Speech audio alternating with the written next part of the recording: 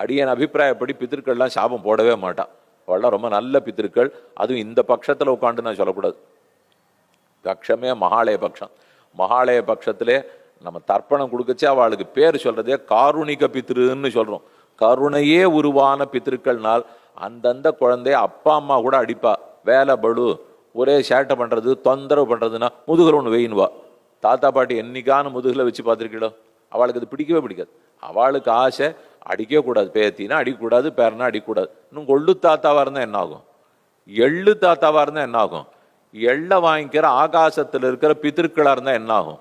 அவ எதுக்கு சாபம் போட போறா? அதனால இது சாபம்னு சொல்லிக்கிறோமே தவிர அவர்கள் மனம் வருத்தப்பட்டு இருக்குன்னு சொல்லலாம். நாம நடந்துக்க வேண்டிய முறையில நடந்துக்காத போயிட்டோம்னால், நம்ம குலத்துல பிறந்த ஒரு பிள்ளை பொண்ணு போய் இப்படி இருந்துட்டானே, இது நமக்கு நல்லது இல்லையே அப்படின்னு அவர்கள் மனசு வருத்தப்படும். பட்டா பகவான் வெறுமை இருக்கிறது இல்லை, அவா சாபம் போட மாட்டா. ஆனா ஒரு நல்லவனுடைய மனசை நீ புண்படுத்திட்டேன்னு அவர் கணக்கு புஸ்தகமும் கையுமாவே இருப்பார். அடுத்தது உடனே உனக்கு ஒரு பாபம் என்ன பண்ணேன்னால் அதை நாம தெரியாத பித்திரு சாபம்ன்றோம். பித்திரு வருத்தம். நாம பண்ண தப்புக்கு பித்திருக்கள் பண்ற வருத்தம். அதே சமயம் கூடவே ஒன்று சந்தோஷப்பட்டுக்கணும். நான் ஏதோ ஒன்று தப்பு பண்ணேன், எங்க தாத்தா ரொம்ப வருத்தப்பட்டார். அது எப்ப சரியாகும்? அந்த தப்பை மாத்திக்கணும் நான் முதல் முயற்சி எடுத்த உடனே தாத்தா புத்தியை மாத்தி விடுவார். ஆனா வேலை பார்க்கறவனா இருந்தா மொத்த தப்பையும் சரிப்படுத்தி கொடுத்தா தான் புத்தியை மாத்திப்பான். சம்பளம் கொடுக்குறவா அவ்வளவுதான் பண்ணுவா. தாத்தா பாட்டி அப்படியா? அதனால பித்திருக்களே கூட ஒரு துளி ஆமாம்பா தப்பா போச்சு மாத்திக்கிறேன், க்ஷாமியஸ்யஹோ தத் அபிசந்தி விராம மாத்திராதுன்னு கூறத்தாழ்வான் சாதிக்கிறார்.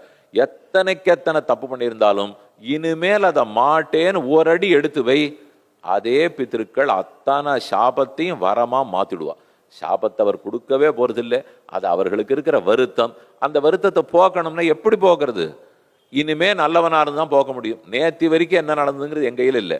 நாளிலேருந்து இன்னைக்கு ராத்திரியிலேருந்து ஒழுங்கானவனா இருக்க முடியுமா? அதனாலதான் யோகமய சமத்துவம். எல்லாரையும் சமமா பார்க்க தெரிந்து கொள்ள வேண்டும். அப்படி பார்க்கறதுக்கு முயற்சி தான் எடுக்கலாம். முயற்சிக்கு பித்திருக்களும் அனுகிரகிப்பா, தேவர்களும் அனுகிரகிப்பார்கள், பகவானே அனுகிரகிக்கிறான். இது வரைக்கும் அடிப்படையில் வச்சுப்போம். அதனால கர்மயோகம்னு சொன்னால் சாஸ்திரம் சொன்னபடிக்கு எனக்கென்று விதிக்கப்பட்ட கர்மங்களை விருப்பமற்று பெருமானிடத்தில் நம்பிக்கையோட நான் செய்கிறேன்கிற புத்தியை விடுத்து செய்வது, இதுதான் கர்மயோகம்.